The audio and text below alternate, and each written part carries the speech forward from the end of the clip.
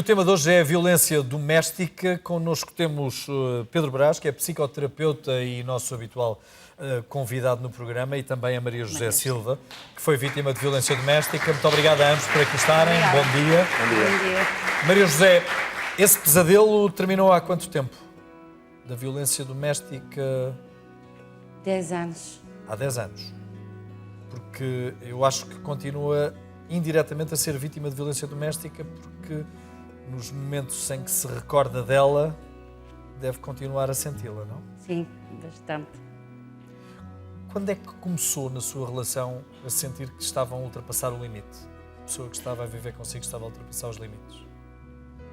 Bom, quando ele tentou, uma altura, incendiar a casa, com os meus filhos e eu, todos menores dentro. 8 filhos. Mas já havia... E antes disso? Sim. Havia Não atitudes? havia indícios? Sim. Sempre. Desde o 2º ano de casamento. Mas que havia violência física, batia-lhe? Agredia, violência física, psicológica, tudo. Sim. Portanto, nada antevia que alguma coisa do género podia suceder durante o seu tempo de namoro? Não. Algum sentimento de posse? Alguns Ciúmes? comentários? Sim, também ciúmes e o álcool. Já tinha dependência de álcool no tempo de namoro? Não. Começou só depois.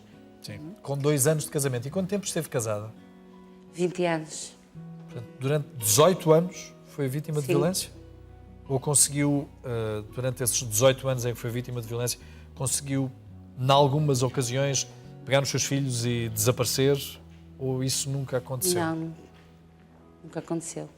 Os seus filhos foram crescendo, entretanto, nesses 18 anos. Quando eu saí de casa, eles eram todos menores.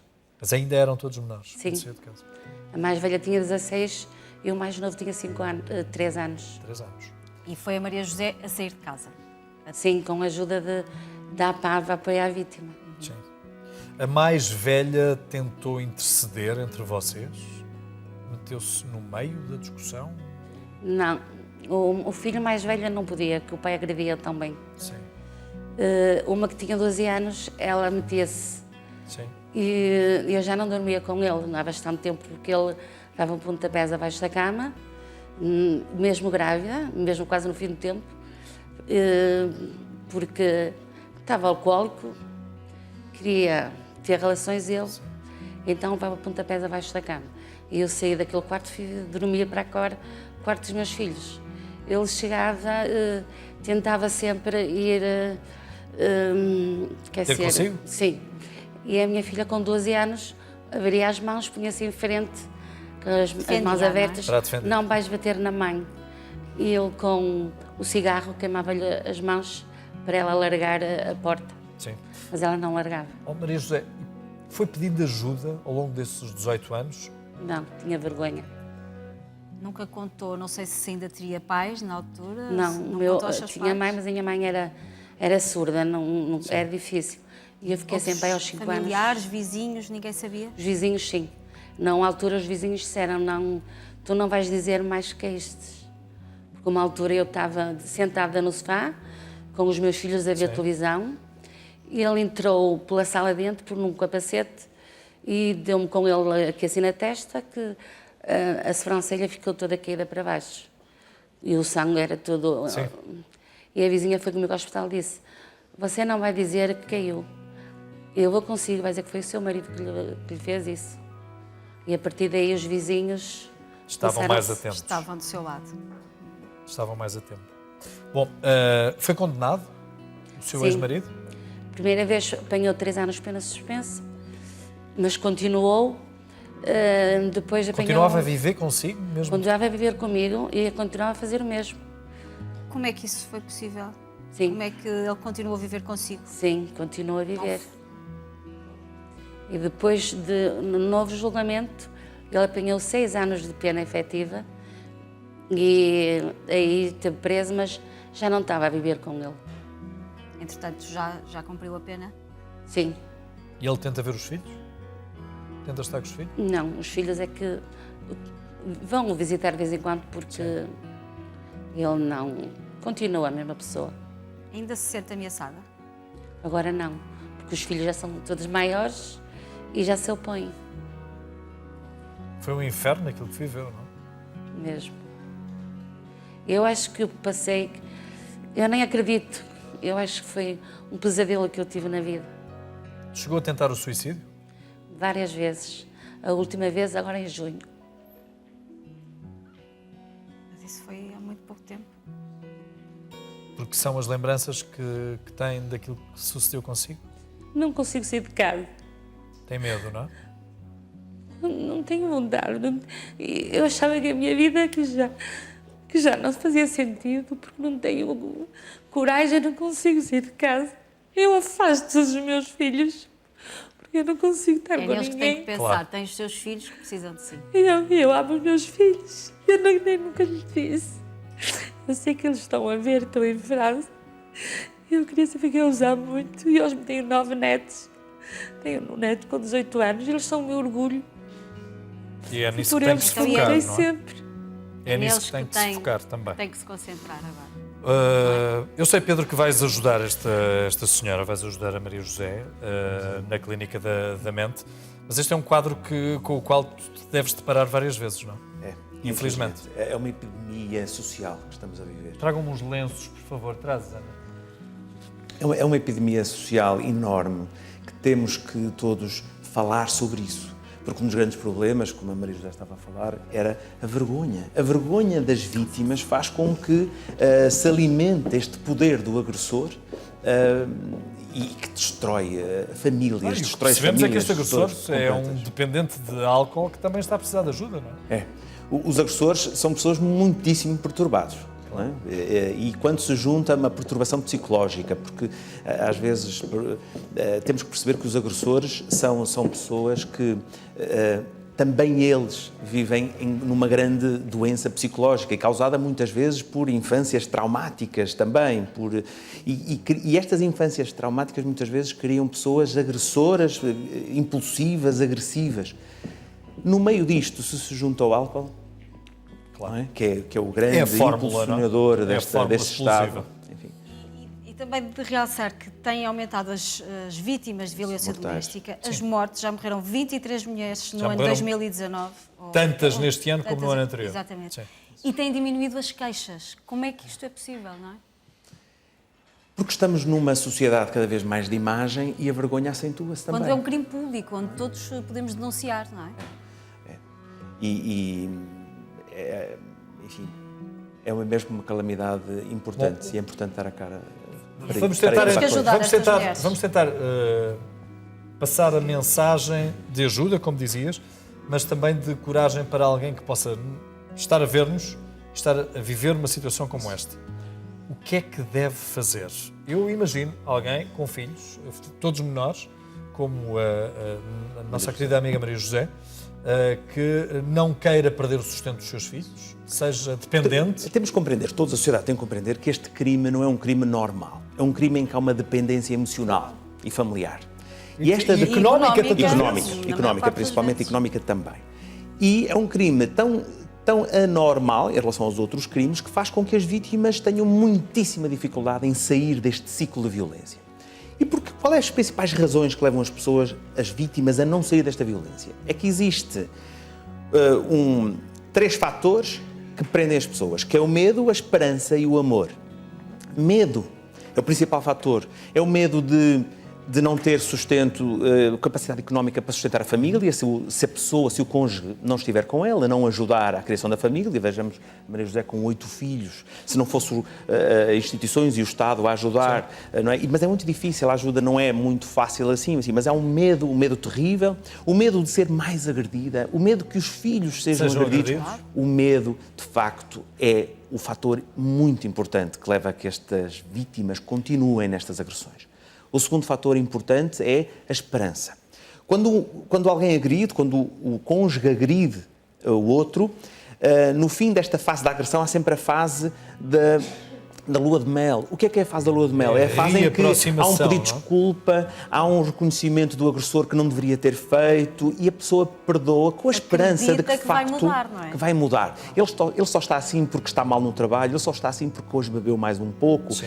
Ele só está assim porque eu o chateei. O álcool a falar. Enfim, Sim. há sempre Há uma a ressaca, esperança que tudo passe. E esta esperança reduz a capacidade das pessoas de saírem. E depois o amor também.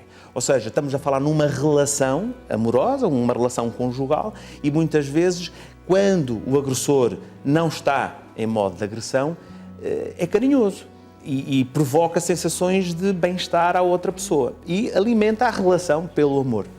E então estas três dimensões, o medo das agressões, a esperança que mude e o amor que ainda se nutre, faz com que este crime seja brutal, porque a vítima não foge. Há que mudar, desculpa, Jorge, faz há mal. que mudar aqui o foco da pessoa. A pessoa tem que se focar nela, nos seus filhos, naquilo em prioridades. Eu acho que a não é? mensagem todas que devemos passar é: uma agressão já é demais. Claro. Não é duas, nem três, nem quatro. A mulher, ou o homem também, a mulher ou o homem, a mulher principalmente, 85% das vítimas são mulheres, não é? Uma agressão é demais. Uma mulher, não um homem, mas uma mulher não pode tolerar que seja agredida fisicamente, psicologicamente. As agressões psicológicas são agressões mais subtis, mais suaves, não se notam tanto. Existem, são muito castradoras, mas agora a violência. Tive há dias uma paciente que me disse que mas ele bate-me porque eu também sou chata, eu compreendo que sou chata e ele bate-me. E a mensagem que eu quero passar é: não há nada que uma mulher possa fazer, ser chata, discutir, trair o marido, Nada justifica uma estalada sequer. Claro. Se o marido não gosta das atitudes da mulher, divorcia-se, sai de casa, faz qualquer coisa, mas aí depois nunca entra bater. a masculinidade e o sentimento de posse, Mas nunca pode. que é também muito cultural. Não é? Porque nós estivemos quase 50 anos em que a mulher pertencia ao homem. Pois, de facto, E há nós só educação, largamos. não é? Havia aquele ditado antigo que é: Entre marido e mulher. não se põe a colher. E não és minha, não és de mais ninguém. Eu vejo pessoas com 70 anos, vítimas de violência doméstica, que me dizem... Eu dizia à minha mãe, sabe o que é que a minha mãe me dizia? Oh, filha, aguenta. Ou seja, as senhoras hoje de 60 anos, ou seja, estamos a falar de há 70 anos atrás, que sofriam de agressões, de violência, A pressão social. as mães delas diziam, aguenta. As mães e os pais, aguenta. Ou seja, Normal. é assim, normal. casaste com ele agora. E até por causa da vergonha. A vergonha, Da vergonha. claro, Mas a lá pressão está. social. Eu acredito que já passamos essa fase. Há 40 anos para cá houve uma grande revolução de mentalidades e isso passou. Mas ainda existe na cultura. Ainda estamos-nos a libertar, Mas ainda há lentamente, muita gente mas a existe. continuar a dar a desculpa de não. Foi uma queda das escadas abaixo porque tem muita vergonha. Maria José, eu vou-lhe dar mais um bocadinho de água e vou-me atrever a fazer Não mais pode uma ou ser. duas perguntas, Não mas pode fica à ser. vontade se não estiveres com esse desejo de continuar a responder a mais perguntas nossas. Tinha a esperança de que o seu marido voltasse à amá-la? Não. Mas quando foi vítima das primeiras vezes, tinha esperança de que aquilo mudasse? O que é que aprendia? A mim, O que é que aprendia àquela relação? O que é que aprendia ao seu marido? aprendi a não poder, tinha muitos filhos, não podia sair de casa. dependência económica? Não tinha sustento. Embora ele, tudo que ganhava, ele gastava em álcool. Pelo contrário, eu tinha a ajuda da minha mãe, que já faleceu, que me ajudou muito sempre. Eu cheguei a uma altura com uma filha de 2 anos ao colo e um filho de 4 anos pela mão, a andar 30 km a pé para vir à minha mãe buscar leite para dar aos meus filhos. Ele ficava deitado na cama. Quando chegava, pedia-me dinheiro para tabaco. Se eu não lhe desse, que ficava mais caro do que um maço de tabaco. Começava-me a partir as coisas e eu sabia, dava-lhe o dinheiro. Alguma vez o aconselhou a ir ao médico? Ele não aceita conselhos de ninguém. Não aceita. Para ele não está doente. Ele não é doente. Ele não aceita de ninguém, nem dos filhos. Tinha família, tinha sogros? Os meus sogros tenho ainda. Não conheço os meus netos, os meus filhos. Que se afastaram? Que ele os Também afastou? Também não querem saber do filho. No início, quando casámos, eu ia lá à casa da minha sogra, não é? E ela, deixei de lá ir porque ela própria me dizia mal do filho. Ela dizia, eu sei que ele te bateu. Eu dizia, não. E eu gostava de ver uma mãe, pronto, dizer mal do filho. E ela não chamava o filho à razão? Não. Eles também, ele foi criado com os avós. Não tinha... Não tinha Não relação havia com os relação. pais. Sim. Maria José, porquê é que aguentou tanto tempo? Lá está, porque era um filho atrás de outro. Porque não havia, naquele tempo não havia... Sim, não havia planeamento familiar. Sim, não havia nada. O dinheiro era pouco, não chegava. E então, ele com o álcool, e eu tinha sempre medo, ele também foi muito agredida, que eu, a bem dizer, era violada, que eu tinha medo, não deixava. E eu ficava sempre grávida, e eu tentava fazer a ligação e ele não assinava. Aos 35 anos já tinha tido os 9 filhos. Foi aí que ele já não precisava de assinar, eu pedi ao médico para fazer a laqueação. E ele disse, vais fazer, mas vais-te arrepender. E dizia, se sabia que eu ia deixar, fazia uma equipa de futebol.